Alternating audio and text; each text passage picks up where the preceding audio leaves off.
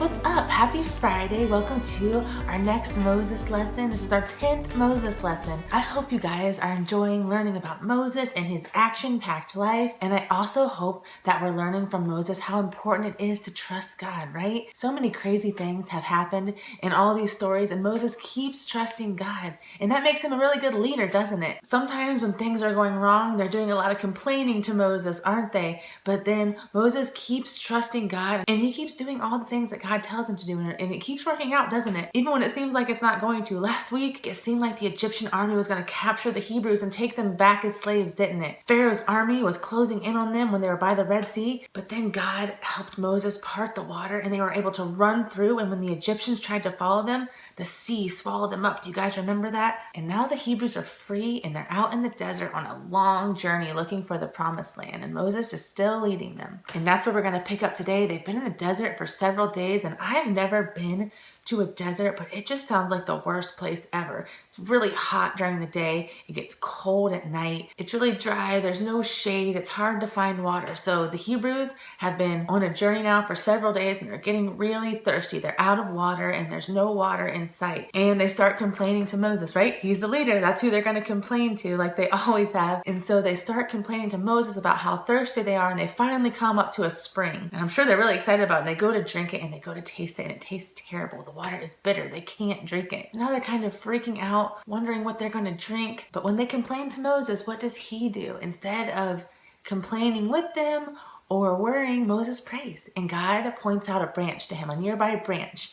And Moses throws the branch into the water. And he tells them, now try, now drink the water. And they go to taste it, and it's perfect. The branch has cleansed the water so that they have water to drink now. And so now, just like every other time, they believe that God has chosen Moses to be their leader, and they're very thankful. They drink, and I'm sure they fill some jugs with water, and they continue on their journey through the desert. But then they kind of start running out of the food that they had packed. They are getting hungry now. First they were thirsty and God provided for them, and now they're getting hungry. But instead of remembering what God did with the water, they start complaining to Moses again. They say, have you brought us out here to starve to death? At least in Egypt we had lots of meat to eat and lots of food. And at this point I kind of start feeling bad for Moses. Everybody is always complaining to him, and he's tired of it too, and he tells them, this evening come before God and he's going to show you his power. Moses tells the Hebrews what God has told him. He says, God says that you will have meat in the evening and you will have bread in the morning, and you need to eat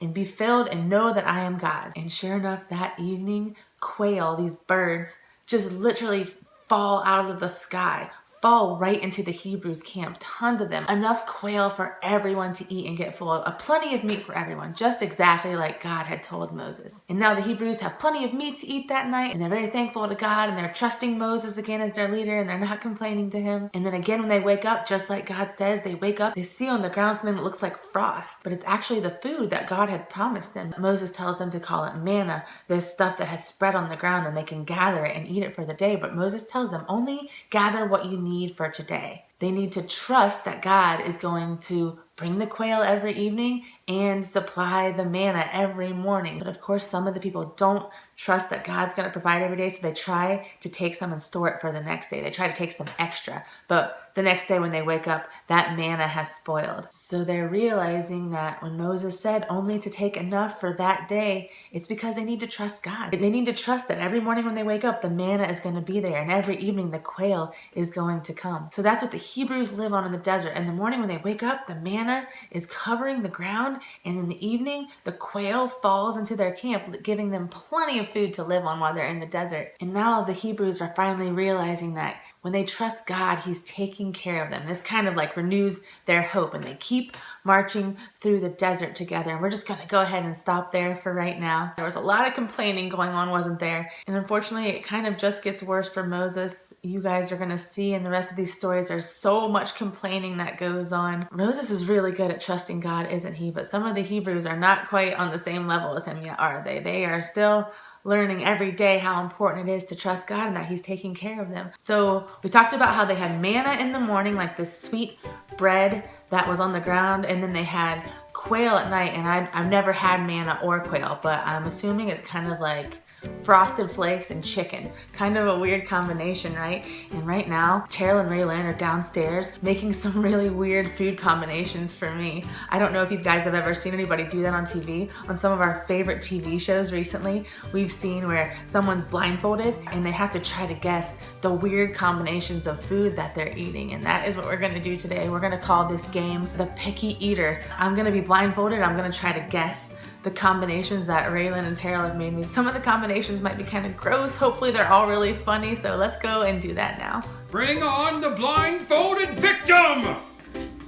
I'm gonna try to guess the combinations that Raylan has made me. Are you nervous at all?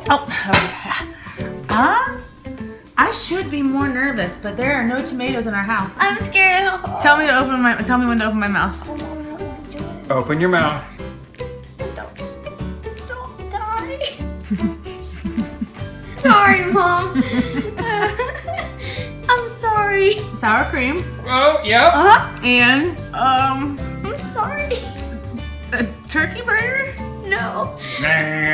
What was it? It was mozzarella cheese, sour cream, and salsa. Oh yeah, like nachos. Yeah. All right, I'm ready for spoon 2. Tell me when to open my mouth. Open. Okay, what is it? That's peanut butter, walnut. Nope. Nope. Cashew Cashew. and peanut butter. Means Man, 0 for 2. This one's weird, but I think you'll like it. Open. Okay, now.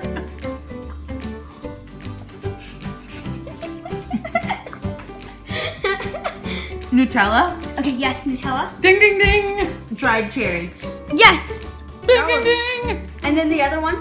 Nutella, dried cherry. That's it. I don't know. Nutella, cherries, and gummies. Like those fruit snacks. That's good. That's like a chocolate covered cherry. Are you nervous, babe? Yes, very nice. Raylan is Special officially gift. more nervous than me. Don't All be right. nervous, sweetie. At least you don't have to eat it. Yeah, I guess. Do I have any points? I don't, do I? Open your hatch. I am. Don't. I'm sorry if you get sick tomorrow. Wait, that was jelly and a jelly bean. Yes, that was a jelly beans. And jelly. Yes. Wait, something else? Yeah. There's a ton more. Oh, gosh. Did you taste the terribleness? Relish? Did you taste Ooh, it? close. Pickle? Yeah, there you got it. And marshmallows. Jelly bean, jelly, marshmallow, pickle? You've only got 2 spoons left. Okay. I don't like this one. Hot. Jalapeno? Hotter than a jalapeno? I already ate it. I don't know. What was that? It was bananas, pickles, lemons, and hot sauce. Lemons. That's what I tasted. Wait. What was it? We got the hottest one in our fridge. Alright, Cool. last one. It's gonna be Oh, I'm so mad. I gotta get one. Open my mouth. Open your face. Mustard. Yes. Yes. Jalapeno mustard and cherries. Well, there's more. Jalapeno mustard, cherries. I don't know. Jelly. Oh, guys. You didn't get a point. Oh my goodness. Guys, don't do that. All right, there's all my spoons. There's the chef. All right, guys, thank you for watching the Moses videos, and I hope you thought that was funny and that you laughed at me and all the things that Raylan and Terrell had me eat. And I am going to go brush my teeth really quick, but I will see you guys on Sunday for our next lesson on diving in and exploring the Bible. See you guys later. Bye.